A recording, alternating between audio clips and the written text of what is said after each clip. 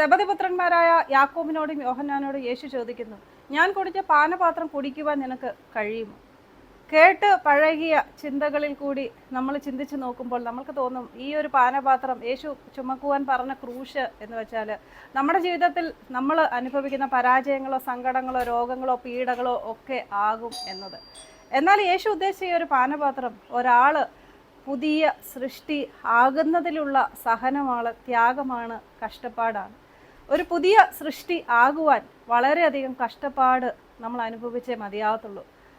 പറഞ്ഞു വരികയാണെങ്കിൽ പഴയ ചിന്തകളെയും പഴയ സ്വഭാവത്തെയും പഴയ മനോഭാവത്തെയും പഴയ കാഴ്ചപ്പാടുകളെയും പഴയ വിശ്വാസങ്ങളെയും ഒക്കെ മാറ്റിമറിച്ച് ഒരു പുതിയ സൃഷ്ടി ആകാൻ വളരെയധികം സഹനം, ത്യാഗം നമ്മളൊക്കെ അനുഭവിച്ചേ മതിയാകത്തുള്ളൂ.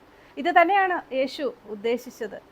ഞാൻ പറഞ്ഞ പാനപാത്രം എന്ന് പറഞ്ഞാൽ, നീ നിന്നിൽ മരിച്ച് എന്നിൽ കൂടി പുതിയൊരു സൃഷ്ടി ആകുവാൻ നിനക്ക് കഴിയുമോ? അതിന് നീ തയ്യാറാണോ?